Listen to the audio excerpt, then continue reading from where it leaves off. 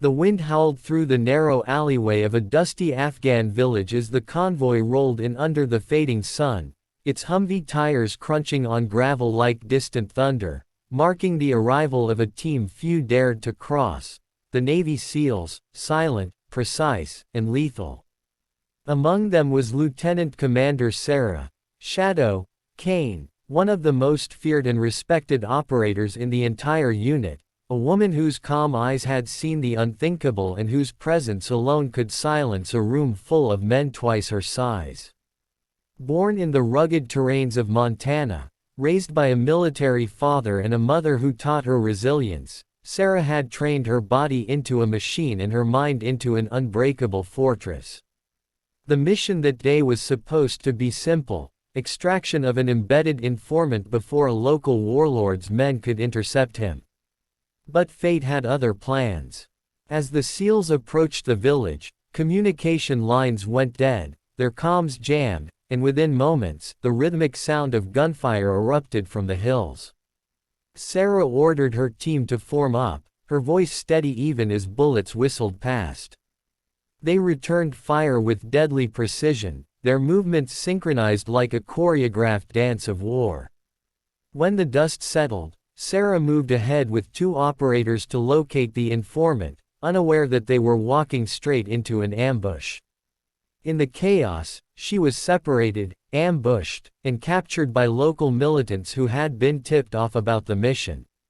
They dragged her through the dirt, mocking, laughing, their leader, a scar-faced man known as Rafiq, sneering at the American woman soldier who dared step on his land. They tied her to a wooden chair inside a crumbling mud house, the air thick with smoke and hatred. "You think you can come here, woman, and give orders?" he barked in broken English, slapping her across the face with such force that her head snapped sideways. Her lips split, blood tracing a crimson line down her chin, but she didn't flinch, she just looked up, her eyes steady, cold, and terrifyingly calm. Rafiq laughed nervously, unaware that the moment he struck her, his fate was sealed. Sarah's mind wasn't on the pain, it was calculating, mapping exits, counting footsteps, identifying weaknesses. Every breath, every flicker of movement was data. She noticed the guard near the door had his rifle slung too low, safety off. The man behind her smelled of diesel, maybe a generator nearby. 2 windows, one broken, a thin rope by the table. In less than 10 seconds, she had visualized her escape. Outside, her team had already realized she was missing. Commander Blake, her teammate and closest friend, was coordinating a silent strike, guided by drone feed that picked up heat signatures inside the building. But Sarah wasn't waiting for rescue. When Rafiq leaned closer to mock her again, she spat blood to the side and whispered, "You just made the biggest mistake of your life." Before he could react, she jerked her chair forward, shattering it against the floor, freeing her wrists enough to twist out. In a blur, she lunged forward, driving her elbow into his throat, then pivoted, grabbing the guard's rifle as he stumbled back in shock. The room exploded in chaos, gunfire, shouts, and the sharp cry of vengeance. Within seconds, 2 men lay dead. Sarah kicked open the door, rolled behind a stone wall, and began picking off the rest of the guards with the cold precision of a predator reclaiming control. Outside, her team breached from the west, taking down hostiles with suppressed M4 bursts. When Blake reached the compound, he found her standing over Rafiq, weapon drawn but eyes calm. She hadn't executed him yet. "You're under arrest," she said quietly, tying his hands with the same rope they'd used on her. The mission, though blood-soaked, was complete. But what happened afterward became legend. Footage from the drone, later declassified, showed that Sarah had neutralized 6 armed men single-handedly before her team even reached her position. Her discipline, control, and refusal to act out of anger became a case study in SEAL ethics training for years to come.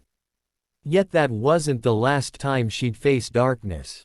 Months later, during another mission deep in Syria, her unit was ambushed again, this time by insurgents using American weapons stolen from black markets. One of her team members, a rookie named Diaz, was pinned down by sniper fire. Without hesitation, Sarah sprinted across open ground under fire, grabbed Diaz by the vest, and dragged him behind cover, returning fire with controlled bursts until air support arrived. Her bravery earned her the Silver Star, but she never boasted, never gave interviews, never sought fame.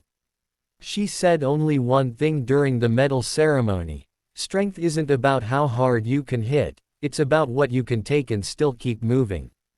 That line became etched into SEAL lore. Back in the US, she continued to train recruits, many of whom doubted her at first, until they saw her outshoot, outlast, and outthink everyone on the course. One young recruit once asked her how she stayed calm when someone hit her. She smiled faintly and said, "You don't win by reacting.